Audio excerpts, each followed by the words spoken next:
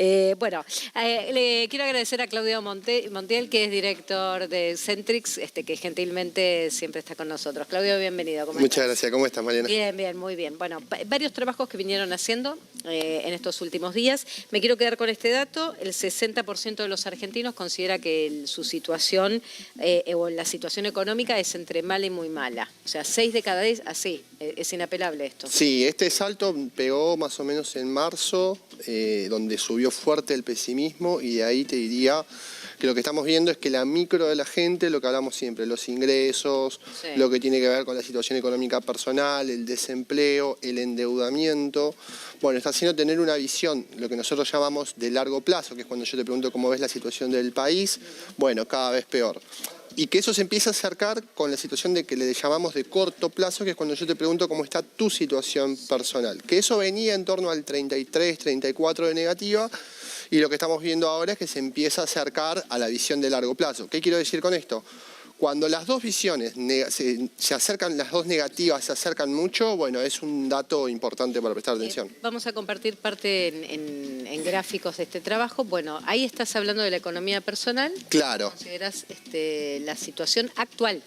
La situación económica actual, y fíjate que pega un salto muy fuerte en febrero, sí, y ahí se va a mantener en negativo. Obviamente el último mes tiene apenas una baja, pero en general se ve una situación, y esta es la situación personal. Sí. Cuando vemos la del país es más o menos igual, se produce un salto. Marzo tuvo un quiebre en la opinión pública que es realmente muy fuerte, porque si vos te fijas que venía mejorando la visión de situación personal, sí, y en marzo se rompe esa confianza, sí, que venía ganando el gobierno, digamos, después de haber ganado las elecciones, después de una confianza importante. Pero marzo, ¿es Adorni o es también otras variables donde termina en 3,4% la inflación, que termina con, bueno, el último dato alto, después ya empieza, ¿no?, a descender abril y mayo pareciera, ahora te voy a preguntar qué evalúan en mayo, pero coincide con Adorni porque encima fue en los primeros días del mes de marzo con el viaje a Nueva York. Sí, es un poco de todo. A ver, yo creo, lo que nosotros vemos es que marzo siempre es un mes donde es atípicamente fuerte la inflación, porque el año arranca, los chicos empiezan la escuela, empiezan gastos distintos a los que venías del verano, y el humor social en general suele empeorarse en marzo, incluso lo ves en las cifras oficiales, está tanto en inflación y demás, por lo cual es normal que el descontento se genere cuando vos ves que no llegás a pagar la cuota del colegio, cuando ves que no llegás a pagar el alquiler, y encima la inflación se dispara, tu salario no le alcanza la inflación. Entonces son muchas cosas que empiezan a juntar presión social, que la gente dice, bueno, te tuve paciencia, te revalidé en las elecciones de octubre, me estás demostrando algunos cambios, pero en el bolsillo esto no está pegando. Y eso es muy importante marcar, que la gente no está sintiendo lo que puede ser una mejora en algunos sectores de la economía, no se está sintiendo en el bolsillo, y lo venimos viendo todos los últimos meses. Tenemos otro de los datos para compartir, porque me parece importante también entender este proceso en donde ahora la inflación está en baja. ¿Qué es lo que estiman para mayo, sobre todo? Que sí, hay otras consultoras que están hablando que podría estar el 1 delante, como un 1,9, pero digo, bien, una baja muy pronunciada, ¿no? De las más optimistas estamos hablando. Sí, yo creo que por encima del 2 va a estar lo que se está viendo en lo que son indicadores un poco adelantados de distintas consultoras que hacen medición rápida de precios. Si sigue habiendo un ajuste de tarifas, porque también hay que entender por qué se dieron los saltos inflacionarios de principio de año, donde vos tuviste mucha regulación de precios, de subsidios, tarifas y demás. Entonces, si eso se mantiene, vas a tener una inflación persistentemente alta. Hay que ver qué pasa también con los precios internacionales. No es todo suba de precios, sino también hay un reacomodamiento de precios relativos que viene dándose desde febrero-marzo. Claudio, quiero resaltar dentro del trabajo que han hecho un dato que no es que me parece impactante porque ya viene ocurriendo, pero esto de que la gente, y pongámoslo por favor, que la gente no le crea al INDEC. Pues esto me parece importante porque fue una discusión que en marzo, que en febrero, en enero se discutió, en febrero no se implementó, y después ante tanta cosa que pasa en la Argentina, viste que quedó como tapado. Pero digo, ¿vos cuándo terminaste este trabajo? Este trabajo lo terminamos el jueves pasado. Bueno, ¿y es contundente? ¿La gente no le cree al INDEC? No. Y esto se viene viendo desde hace bastante tiempo. La confianza había empezado a mejorar hacia diciembre, cuando anunciaron que se venían cambios en la canasta. Cuando Lavagna anunció que venían los cambios. Exactamente. Cuando Lavagna se va, días antes de que se tenga que hacer el anuncio, ¿qué pasó ahí? Fíjate que si vos ves el gráfico de evolución, pega un salto en la desconfianza. Se va a 65, 68%, llegamos a tener el 73 el mes pasado, ahora bajó a 70%. Quiero decir, 7 de cada 10 ¿No le creen? no le creen. Y el que le está creyendo es el núcleo más duro. ¿Sí? El núcleo duro de Milei, el núcleo duro que cree firmemente en este gobierno. Todo el resto, núcleo, digamos, gente que voto más blando y un voto más peronista, todo ese grupo de gente no le está creyendo al dato del INDEC. Y es importante pensar en esto, porque la principal batalla del gobierno es contra la inflación. Entonces, si vos das una batalla y la gente no te cree en los resultados, bueno, empezás a tener un problema de credibilidad bastante grande. Pero ahí mi gran duda es si el gobierno decidió dejar de lado el tema del INDEC, porque, digo, en enero es la salida de Lavagna, días antes de que se tuviera que hacer el cambio anunciado para febrero. En marzo explota lo de Adorni y ahí obviamente que el gobierno entra en estos tropiezos de que se lo lleva puesto la coyuntura y no puede seguir haciendo anuncios.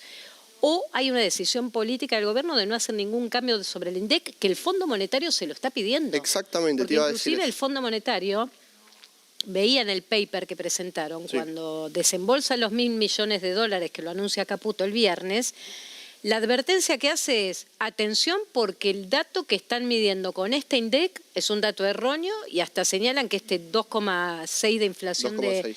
de abril debió ser un 3%. O sea, Sí, estaba en el 2,9, casi 3%. No, mirá, por más que sean décimas, no, es una diferencia. No, es una diferencia porque además te impacta en salarios, te impacta en tarifas, te impacta en todo, te impacta en los alquileres, digo. Es importante pensar en esto, digo, el FMI lo está marcando hace rato que hay que modificar. De hecho, la primera advertencia del FMI se da el año pasado y por eso empiezan a implementar. Ahora lo vuelven a decir, como decir, no pueden tener una canasta de hace 22 años. Esto es importante porque la gente no lo sabe, digo, estamos midiendo pasacassettes, estamos midiendo Blockbuster, si nosotros lo hemos contado, que acá medimos el alquiler del Blockbuster, por favor. O sea, digo, estamos midiendo cualquier cosa y es muy difícil porque, repito, el índice de inflación no es tanto por lo que significa como tal, sino porque eso impacta en salarios, en las paritarias, se ponen en discusión cuánto van a ganar los trabajadores. Entonces, esta pregunta que veíamos recién se combina con decir, ¿tu salario le está ganando la inflación? 85% de la gente te dice que su salario no le gana la inflación. Y esto ya incluye incluso los propios votantes del gobierno, donde te dice el 60-65% de los propios votantes del gobierno, mi salario no le gana la inflación. Entonces, ¿hasta dónde se está empujando la opinión pública y la paciencia social que está teniendo la gente? Bueno, estamos viendo números que todos los meses crece un poquito el descontento.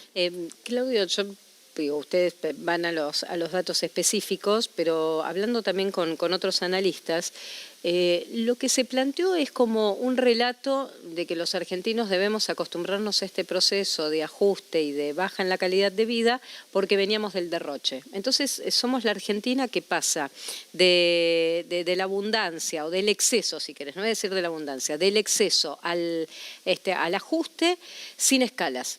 Y como si en el medio no pudiera haber nada alternativo que nos hiciera vivir mejor. Viste que pasamos de un discurso, de un relato a otro, y como que hay que tolerar esto de vivir en el ajuste constante y a tener 2 o 3 trabajos para pagar los baches que te quedaron porque un solo salario no te alcanza. Viste, está instalado ese relato. Es un discurso que es real, que lo que recibe el gobierno Javier Milei es realmente en términos macro y micro muy desastrosos. Ellos creo que mejoran gran parte de la macro, la micro está completamente golpeada, y te diría hace más de un año que está completamente golpeada. Entonces es como vos decís, no es ni una cosa ni es la otra. Digo, son puntos intermedios, vos no podés descuidar el comercio y la industria y la construcción, que si bien en el último dato de actividad económica mejoraron, la realidad es que son sectores muy golpeados, tenés muchísimo desempleo que te va a empezar a impactar, porque además el desempleo te impacta en el consumo. Entonces, pareciera que es, bueno, si se arregla la macro, por magia se va a arreglar todo lo demás. Y la realidad es que los sectores de la micro se arreglan con medidas puntuales y con cosas específicas para cada uno de esos sectores. Otra parte del trabajo y que quiero resaltar, mostrémoslo por favor, tiene que ver con el poder adquisitivo y la gente que está llegando hasta X cantidad del día del mes, ustedes lo hacen progresivo. Sí. El amarillo es hasta el 20, ¿no? Sí. Hasta el 20, hasta el día 20. Obviamente que ustedes van sumando, ¿no? Claro, en el de la izquierda es cada opción, en el otro es acumulado hasta el Es 20. el acumulado. No, aclaro el acumulado porque si no que viste empiezan a hacer las cuentas y No si eso no da cierra. 100%. Sí. Bueno, es el acumulado. Hay que leer bien los gráficos. No, porque me pasó que lo publiqué y me dicen, no, eso da por encima del 100. Bueno, digo, no me voy a poner Hay un exegeta de título. ustedes. Claro. No, pero viste que tenés que explicar todo. Sí, Si no, pasa. falta comprensión lectora. Pasa. En el amarillo, que me parece el más importante, que es el acumulado entre los que llegan a principio de mes, al día 10, al 15 y al 20, el amarillo, estamos hablando de que más del 60%, o sea, le alcanza para vivir hasta el 20. 65% de la gente te dice que no pasa el 20. Que no pasa con sus ingresos el 20. Entonces, 65% de la gente no llega al 20 o llega hasta el 20. A eso le tenés que sumar el nivel de endeudamiento de las familias, es decir, cada vez más familias necesitan endeudarse ¿para qué? Para cubrir esos 10 días que le quedan sin ingresos, con tasas muy altas. El resultado es altos niveles de morosidad. Entonces, el combo que estamos viendo acá son ingresos que no le ganan a la inflación, gente que no le cree a la baja de inflación, que la inflación sigue alta y encima esa baja, digamos, que tuvimos en el último registro y que probablemente tengamos en los próximos meses, la gente no le cree. Y el resultado es, no llegó al 20 del mes, 65% de la gente. Es muy compleja la situación. Claudio, gracias por haber venido. Muchas gracias a vos. Muchísimas gracias. Bueno, nosotros estamos poniendo el foco en lo que está pasando en Bolivia. Ya